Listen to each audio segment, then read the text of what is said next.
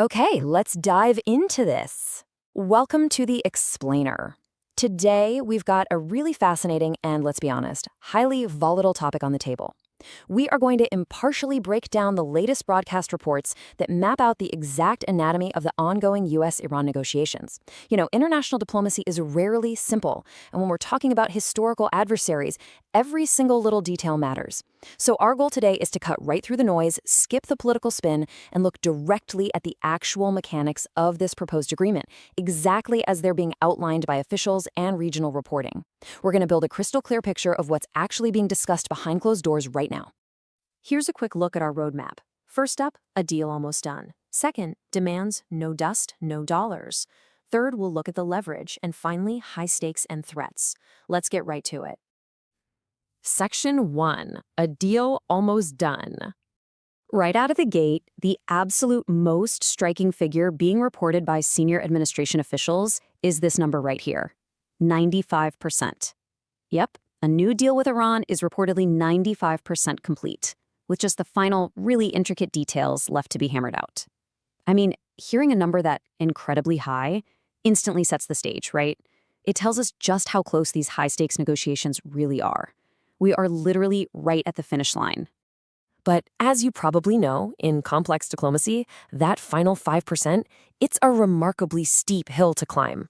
The final memorandum of understanding is currently delayed.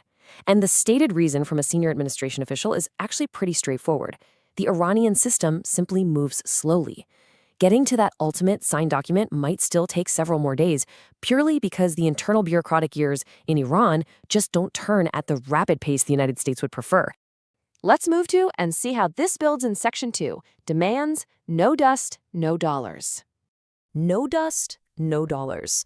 Now, that is a phrase that perfectly encapsulates the current administration's hardline stance. It was heavily emphasized in the broadcast reporting to summarize a very clear, absolutely uncompromising message. Basically, the United States intends to get highly enriched uranium completely out of Iran, or Iran will absolutely not see a single dime of sanctions relief. The dust refers to that enriched uranium, and the dollars refers to the unfrozen assets the Iranian government desperately wants. It really is as simple as that. So, as you can see, this agreement is highly transactional. Think of it as a strict equation. On the U.S. side of the ledger, the demands are absolute. Iran has to completely open the Strait of Hormuz toll-free, and they must export their highly enriched uranium. Now, only if they uphold those exact maritime and nuclear demands do they unlock the relief side of the equation. And that relief is big. It includes releasing frozen assets and providing broader economic sanctions relief. One side just doesn't happen without the other. And this brilliantly illustrates that these demands aren't just, paper promises. They are highly physical realities. Look at this. Step 1 is a firm commitment to no nuclear weapons. Okay, but step 2 involves physically letting excavators into the country to unbury hidden uranium. Step 3 is actually loading and exporting that raw material out of the country. And step 4 requires dismantling the advanced centrifuges used to enrich it. We're talking about heavy machinery here, physical removal, and actually taking apart concrete infrastructure. It is an incredibly granular level of compliance. Now, it's also absolutely crucial to understand how the current administration frames this deal compared to the past. The president is insisting this approach is the exact opposite of the Obama-era agreement.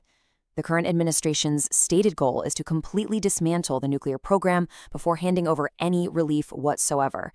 They contrast this heavily with their claims about the previous deal, which they argue only temporarily delayed the nuclear program while providing upfront cash in economic openness. So regardless of your personal politics, this stark contrast is the central premise the current administration is using to define their entire negotiating posture. Moving on to Section 3, the leverage, blockades, and strikes. So, you might be wondering, what actually brought them back to the table? Well, the leverage being cited by reporters on the ground is incredibly severe. In any negotiation, you have to look at what's forcing the hands, and here, it comes down to a highly targeted pressure campaign. Reports indicate that Iran's military has been decimated. On top of that, their navy has been nearly entirely taken out of the equation. And crucially, there's been a massive economic blockade of Iranian ports enforced by the U.S. Regional sources are saying that this daily blockade is drastically weakening the Iranian regime's ability to rebuild its military program. It's a multifaceted approach, combining military strikes with severe economic strangulation. And that is exactly the leverage the U.S. claims forced Iran to make these heavy concessions. finally, Section 4, High Stakes and Threats. Now, what's really interesting about this slide is the contrast, because despite those clinical, logical demands we just walked through, the emotional weight of the rhetoric over there remains actively hostile. Just listen to this quote from an Iranian military advisor that emerged overnight. "We will make the American people miserable. Iran is here for a fair negotiation with you." Putting a direct threat to make the American people miserable right next to a claim of being ready for a fair negotiation, I mean, that perfectly captures the incredibly volatile and highly charged atmosphere of these talks. This is a negotiation underpinned by outright public hostility. Yet, even with that extreme hostility, there's reported momentum from allies. Senator Marco Rubio recently weighed in, noting that this framework actually has significant support over in the Gulf region. He stated that every country they've walked through it with understands that it is, quote, right for the world to get done.